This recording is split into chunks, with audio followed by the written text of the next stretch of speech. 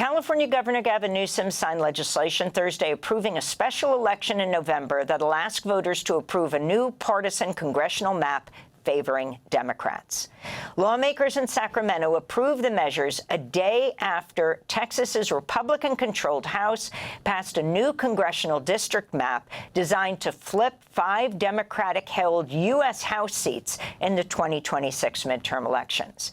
This rare instance of mid-decade redistricting came at the behest of President Trump. California Governor Gavin Newsom spoke Thursday. We got here because the President of the United States is struggling. We got here because the President of the United States is one of the most unpopular presidents in U.S. history. We got here because he recognizes that he will lose the election. Congress will go back into the hands of the Democratic Party next November. We got here because of his failed policies. Those are being exposed hour by hour, reinforced today by Walmart announcing they'll be raising prices because of the tax increases, because of the tariffs. Reminded every day by a slowing economy, growing mistrust, distrust all across this nation, across the board. He is failing. He recognized that, and that's why he made a phone call to Greg Abbott, asking for 5 seats. Can't win by playing by traditional sets of rules. He plays by no rules. I remind you all the time, it's not the rule of law, it's the rule of dawn. And we're standing up to that. We're joined now by 2 guests. Trey Martinez Fischer is a Democratic Texas state representative from San Antonio. His piece for the San Antonio Express News is headlined, "To Preserve Democracy, Texas Democrats Must Fight Fire with Fire." Earlier this month, he and other Texas Democratic lawmakers fled the state in an attempt to block passage of the new gerrymandered congressional maps. He's joining us from Austin. And in Haydenville, Massachusetts, David Daley is with us, a senior fellow at Fair Vote, author of several books on voting, including Antidemocratic, Inside the Right's 50-Year Plot to Control American Elections, and Unrigged, How Americans Are Battling Back to Save Democracy. Let's go first to Austin to speak with Trey Martinez Fischer. Explain what has taken place, what is taking place as we speak in the Texas legislature, why you fled the state to break quorum, but the fact that now one of the votes has taken place to pass the GOP-favored gerrymandered map. No, well, thank you for the question. Well, first, it was one of the just historic bait and switch. As you know, in Texas, we had a horrific flood where many people lost their lives. Many lives were just upended. And the idea was we were going to come to a special session to aid the flood relief victims to try to make things whole. And then just really with the snap of a finger, the governor announces his intention to have a mid-decade redistricting to bring 5 new Republican seats in Congress, which really threw everybody off. We knew from the start that we did not have the votes to stop that. And moreover, we didn't think the country was paying attention to what was happening in Texas. So my fellow Democrats and I, we decided to elevate this conversation, fight in the national arena, leave the state of Texas for over 2 weeks, find refuge in Illinois under the leadership and watch of Governor Pritzker.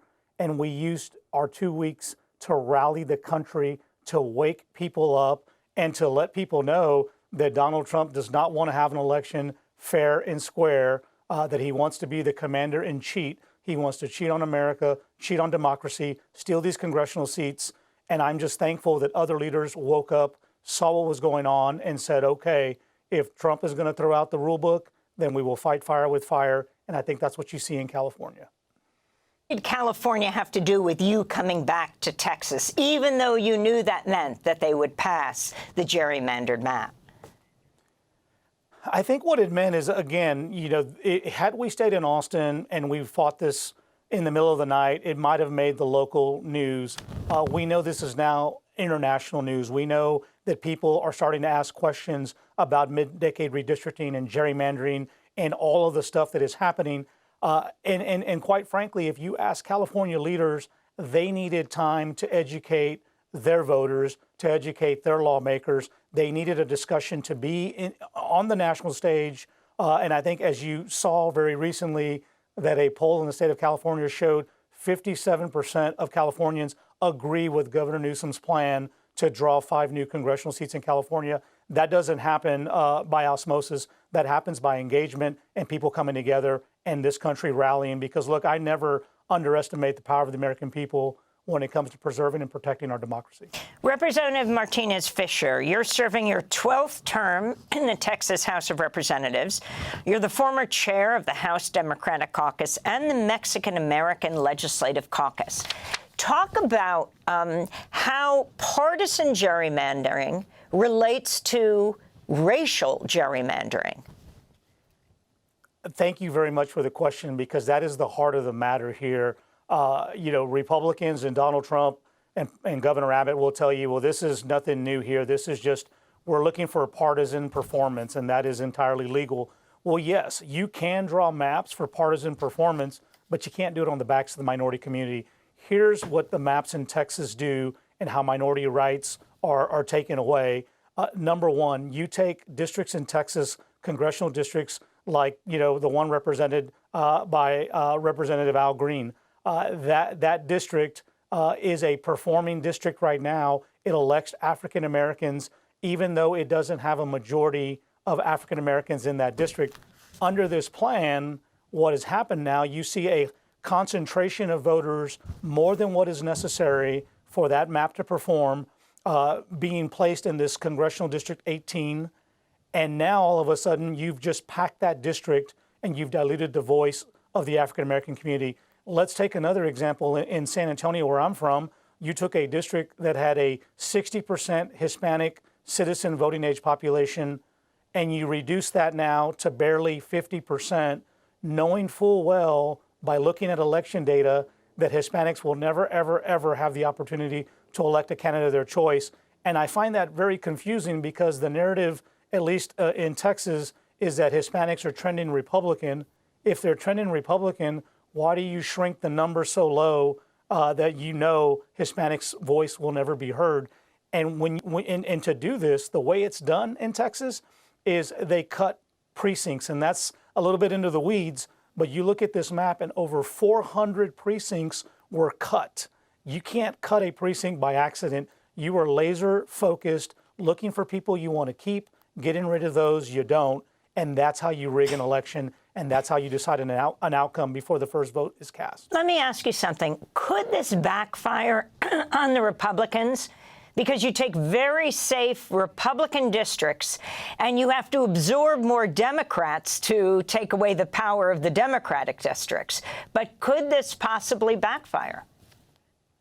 I think it could backfire, and I think that's why you saw the Republican legislative leader in California say that he's not a fan of mid-decade redistricting. I think he even said, when you fight fire with fire, you end up burning the whole place down. I do believe that Republicans are at risk, but I think that is a risk worth taking for President Trump, because the other side of the coin is maybe a Democratic House of Representatives that gets to ask questions of the executive branch, that has subpoena power, that has investigative power, probably a lot of risk for the president. And he'd rather give up his own Republicans in Congress just to protect his backside. And that will show you, what the stakes are and what he will do to win this election. I want to bring David Daley into this conversation. David Daley, who wrote the book Undemocratic, Antidemocratic, Inside the Right's 50-Year Plot to Control American Elections, senior fellow at Fair Vote. Talk about this redistricting war. We're seeing what's happening in Texas, what's happened in now California, but this doesn't stop with these 2 states. That's exactly right, Amy. We are in the midst of a gerrymandering Armageddon, and it's going to start in Texas, spread to California, but it's not going to stop there. And that's really the challenge that Democrats face right now, because it's entirely possible that the Texas and California gerrymanders will cancel each other out. Now, both of these 2 redistrictings in the middle of the decade would be the most extreme manipulation of electoral maps in modern American history. But it's not going to stop there. This is about to spread to Republican-controlled maps in Ohio, in Indiana, in Missouri, in Florida, where Ron DeSantis has said he's looking at as many as 5 additional districts. I don't think he can get that many, but certainly 2 or 3 more in Florida. If Republicans want to keep going, they could go to Tennessee, Georgia, North Carolina, Kansas, Kentucky, New Hampshire. The problem for Democrats is that they have essentially maxed out the places where they can gain additional seats. In New York, Governor Hochul talking tough, talking about declaring war, but this is a war that she can't enter until 2028 because of the state's constitutional prohibitions on mid-decade redistricting. In Illinois, Governor Pritzker already signed a pretty gerrymandered 14 Democrat, 3 Republican map back in 2021. Be very difficult to squeeze out another Democratic seat there. In Maryland and Oregon, I don't think there's a lot left on this map for Democrats to claim. Republicans have got a lot more targets out there. This isn't going to stop. And it could get even worse next year if the U.S. Supreme Court, as we imagine, eliminates protections on majority-minority seats, shreds the remaining pieces of Section 2 of the Voting Rights Act, and allows southern states like South Carolina, Louisiana, Georgia, Alabama, Mississippi to go after majority black seats. This is the Calais case from Louisiana that the court will hear on October 15th. There's lots and lots of danger ahead here. If Democrats think it's going to be easy to take back the House in 2026, Republicans are doing everything they can to boost their chances before a vote is cast. I want to go back to this issue, David Daley, of political gerrymandering, which is allowed, partisan gerrymandering, and racial gerrymandering, which is not allowed. And if you can explain more fully the role of the Supreme Court and particularly the Chief Justice, John Roberts. Yes, and I think that really is the particular bitterness of this situation, is that we don't have to be here. We are here in many ways because John Roberts and the U.S. Supreme Court closed the federal courts to partisan gerrymandering claims back in 2019. This is a case from North Carolina called Rucho versus Common Cause. And what John Roberts said is that gerrymandering is just politics as usual, right? And what we're seeing in Texas, the most extreme manipulation of maps in modern American history, that's just politics as usual, says the Chief Justice. And he said this at a time when federal courts, judges appointed by presidents of both parties, were looking at maps drawn by both parties, by Democrats in Maryland, by Republicans in Wisconsin, Ohio, Michigan, and North Carolina. And they said, we have all the tools we need to go ahead and fix this. Roberts not only said no, but he closed the federal courts forever to these claims. So what he did was he incentivized the kinds of gerrymanders we saw back in 2021. He allowed for what is happening right now. He left voters completely naked in the face of these partisan power grabs. The Supreme Court really failed the country here. And I think it's worth pointing out that if Republicans had not stolen that seat, given that the Democrats were able to appoint back in 2016, that this entire thing turns out much differently right now. That case comes out differently. What has happened at the U.S. Supreme Court has accelerated and incentivized this entire anti-voter summer that we are seeing right now. I want to go to another issue, David. President Trump said Monday he'll soon sign an executive order to ban voting by mail, calling the longstanding practice of fraud. Writing on social media, Trump also said he planned to target, quote, highly inaccurate, very expensive, and seriously controversial voting machines, unquote. Trump's pledge came just days after he made these comments to Fox News following his Alaska summit with Russian President Vladimir Putin. You know, Vladimir Putin said something, one of the most interesting things. He said your election was rigged because you have mail-in voting. So you have President Trump saying that Putin told him that his election is rigged because they have mail-in voting. Can you talk about the significance of banning mail-in ballots in this country?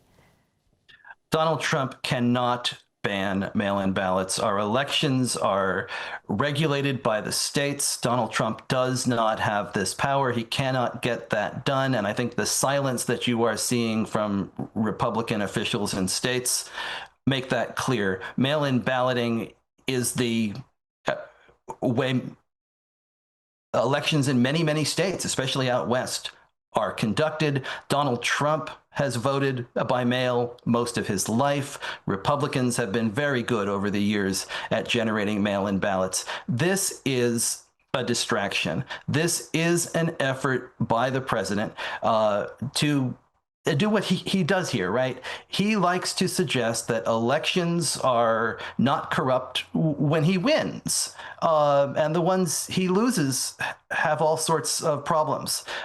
This is an attempt ahead of the election to try to sow doubt among his followers that it will be free and fair. We do not have a problem with voter fraud in this country, with mail-in ballot fraud. Whenever they make these arguments, they are unable to find actually any examples at all that they can point to here.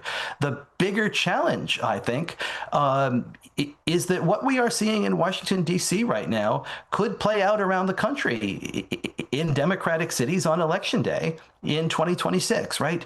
If what we are seeing in Washington is a dry run for what we could see in Philadelphia or Atlanta, Milwaukee, Detroit, National Guard and ICE troops masked on the streets trying to intimidate voters. That, to me, is something very concerning and that we ought to be thinking about right now. Daley, about things we should be talking about. Now the issue is gerrymandering. The issue is mail-in ballots. But issues that you focused on, like ranked choice voting that led to the Democratic candidate in the mayor election this year, Zohran Mamdani, the popular electoral vote. Where do these stand today?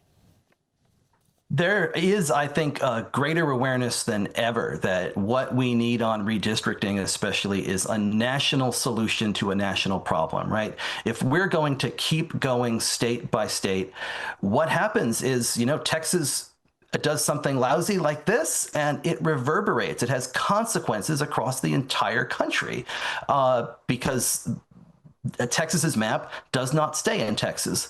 Republicans have a 3-seat advantage in Congress, and so if you grab an additional 5 seats there, it has a ripple effect. What we need is a national solution, and I think the very best one would be a much more proportional House along the lines of the Fair Representation Act that Jamie Raskin and Don Beyer have proposed. You can learn much more about this at fairvote.org, but really the solution here would be to go to larger multi-member districts that can't be gerrymandered because the district lines no longer choose winners and losers, and to use ranked choice voting within those districts.